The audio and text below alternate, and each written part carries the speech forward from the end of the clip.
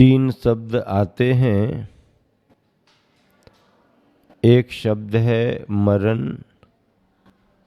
एक शब्द है समाधि और एक शब्द है निर्वाण। मरण, समाधि और निर्वाण, इन तीनों में अंतर समझना है। मरण जीव का बार बार होता है, मिथ्या तो और अज्ञानता में होता है, घोर असंयम की प्रवृत्ति में होता है। और ऐसा मरण बार बार जन्म देता है, जन्म फिर बार बार मरण करता है, मरण फिर जन्म देता है और संसार का चक्र चलता रहता है। ऐसे मरण की बात नहीं करनी। समाधि क्या है? समाधि वृत्ति और महावृत्तियों की होती है। सम्यक दर्शन की भूमिका में गृहस्थ धर्म का पालन करते हुए अगर कोई प्रतिमाधारी वृत्ति बन जाता है तो जीवन के उपसंहार में उसका जो मरण होता है उसे समाधि कहा जाता है। और अगर किसी की समाधि हुई तो बार बार जन्म मरण नहीं करना पड़ता है। कम से कम समय रहेगा तो 2-3 भव, और ज्यादा अगर समय लगेगा तो 7-8 भवों में भी निर्वाण की प्राप्ति होती है। इस समाधि का फल बतलाया गया है। निर्वाण केवली भगवान का होता है। अरहंत अवस्था में आयु कर्म का जब क्षय होता है तो उस मरण के लिए निर्वाण कहा जाता है। क्यों? क्योंकि उस अंतिम मरण के बाद पुनः जन्म नहीं होता है, इसलिए केवलियों के उस मरण को निर्वाण कहा जाता है। ये मरण, समाधि और निर्वाण में अंतर है। वैसे भी इसकी व्याख्या भगवती आराधना, मरण कंडिका आदि ग्रंथों में विशेष रूप से की गई है। 5 प्रकार के मरणों की चर्चा भी आती है। बाल बाल मरण, बाल मरण, बाल पंडित मरण, पंडित मरण और पंडित पंडित मरण। कौन से 5? बाल बाल मरण, बाल मरण, बाल पंडित मरण, पंडित मरण और पंडित पंडित मरण। बाल बाल मरण किसका होता है? मिथ्या दृष्टि अज्ञानियों का बाल बाल मरण होता है। क्या? मिथ्या दृष्टि अज्ञानियों का बाल बाल मरण होता है। सम्यक दृष्टि का जो मरण होता है सम्यक दर्शन की भूमिका में, उसको बाल मरण कहा जाता है। बाल पंडित मरण के लिए देशव्रती की भूमिका होती है। जो गृहस्थ श्रावक श्राविका व्रती बन जाते हैं उनके मरण को बाल पंडित मरण कहा गया।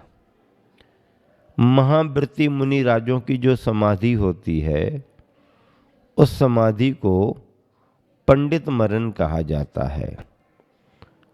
और केवली भगवंत अरहंत अवस्था में आयु कर्म की पूर्णता पर जिस मरण को प्राप्त करते हैं उस मरण के लिए पंडित पंडित मरण कहा जाता।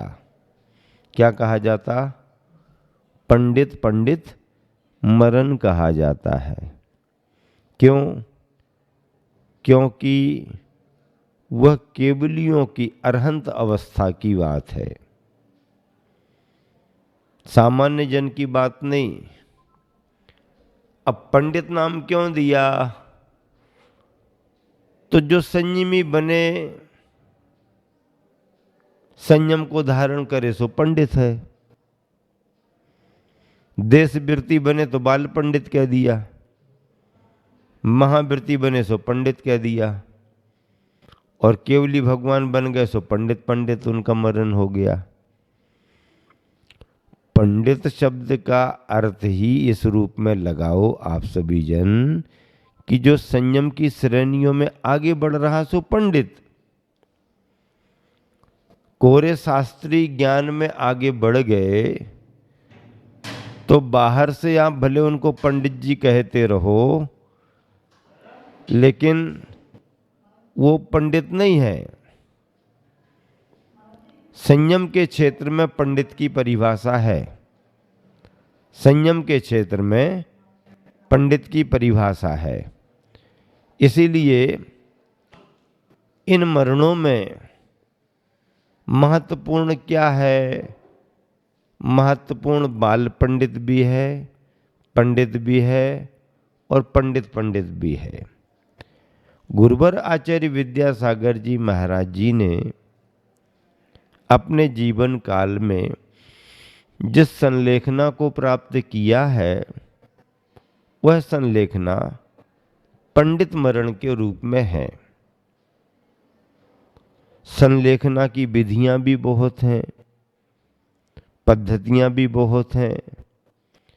वैसे तो विधि विधान के रूप में 12 साल तक का कोर्स रहता है, और 12 साल में 4 साल 4 साल 4 साल क्या क्या करेंगे ये भी सब क्रम बतलाया गया है। और आचार्य श्री जिस साधना और अभ्यास को लेकर के चल रहे थे, उन्होंने भी अपने साधना के क्रम को व्यवस्थित किया था।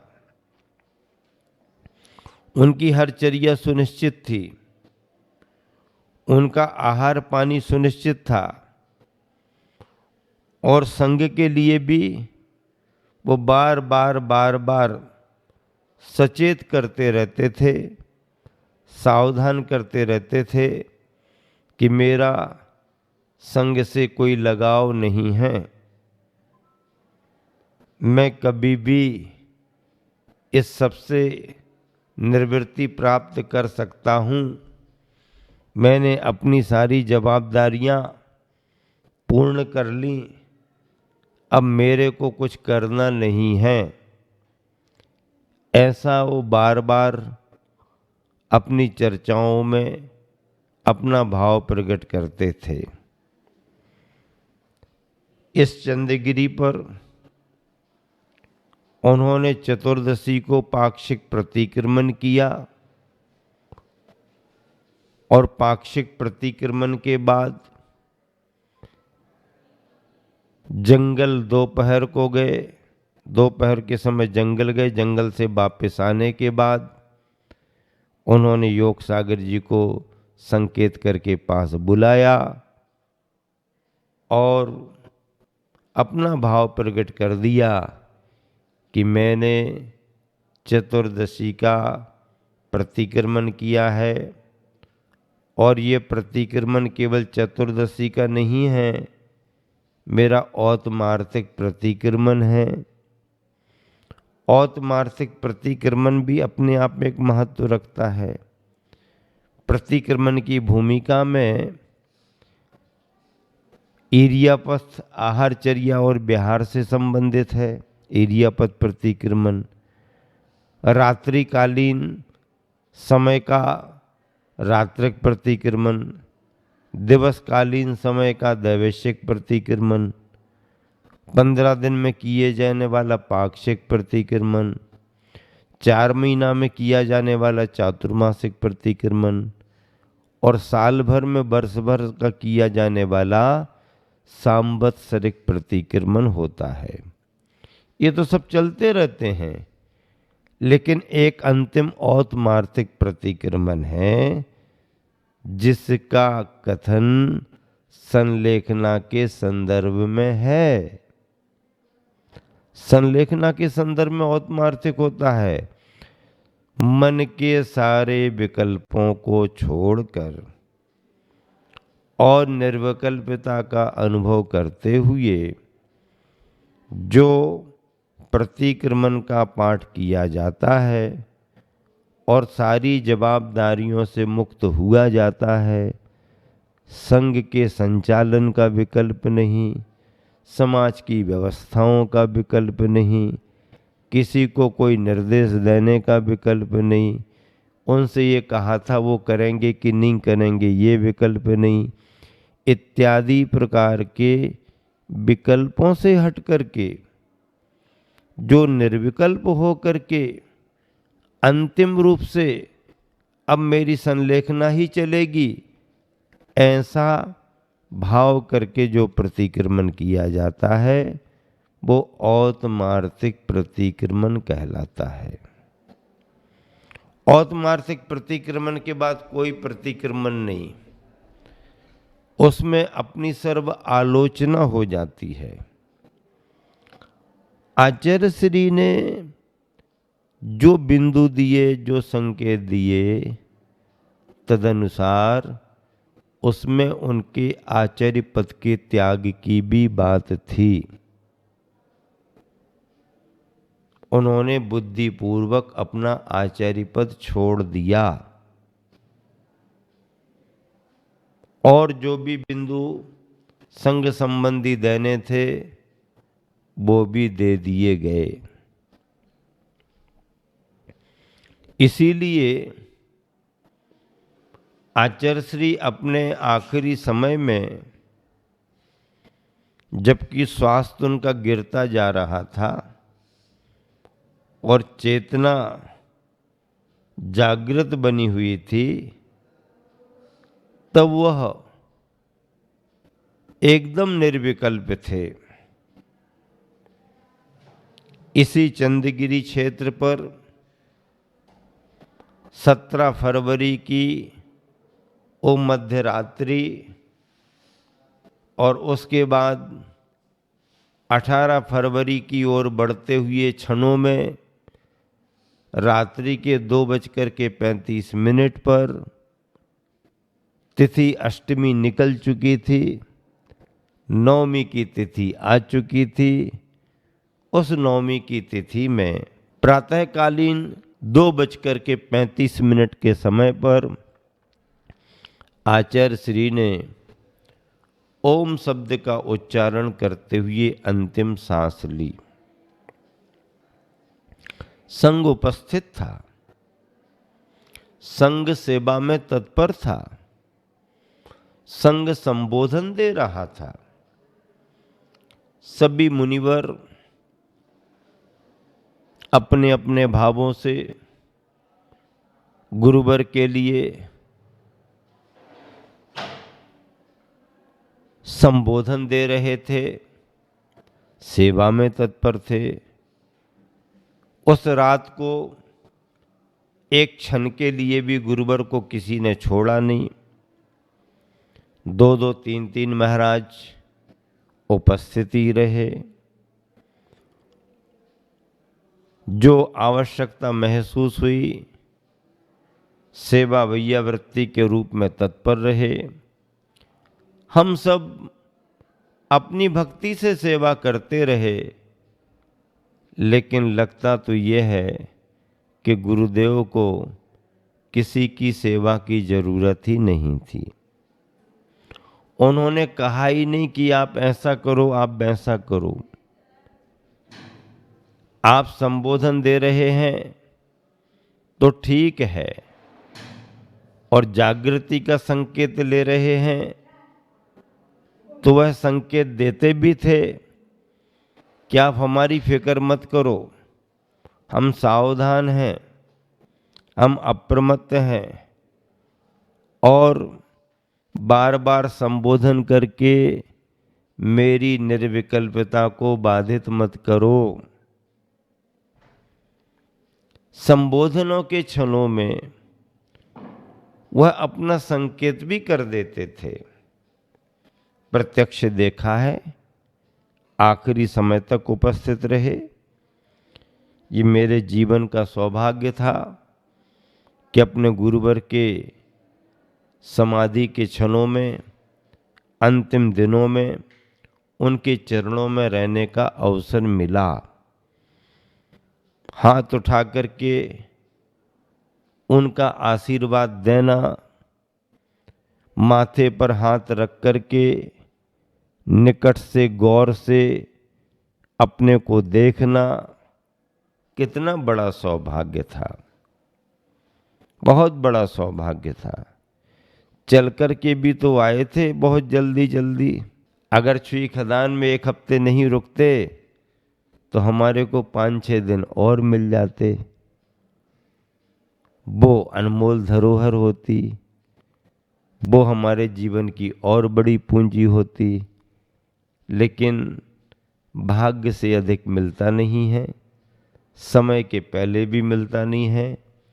जो मिला, जितना मिला, आखिरी में जो भी मिला, वो अपने जीवन के लिए पूंजी बन गया।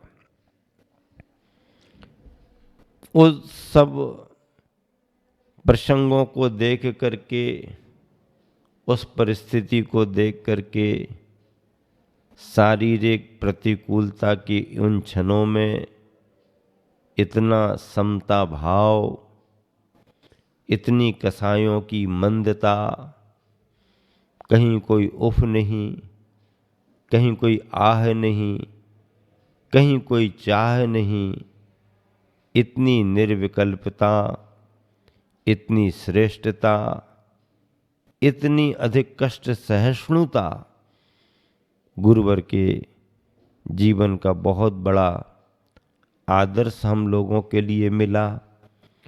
और ऐसे गुरुवर की समाधि हुए 1 बरस होने को हो रहा है।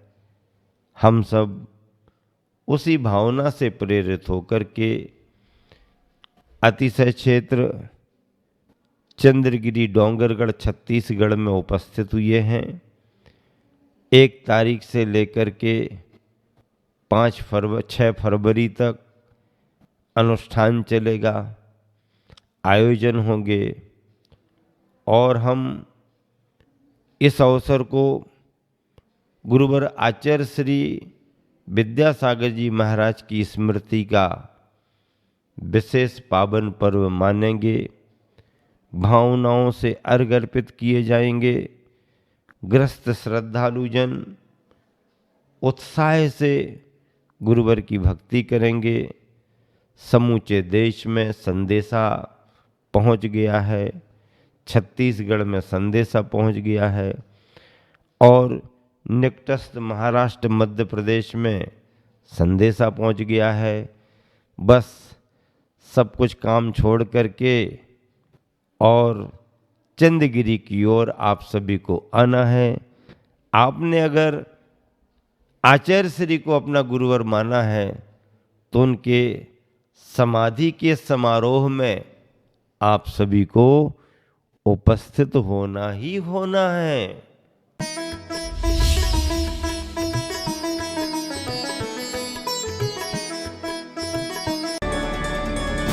जीवन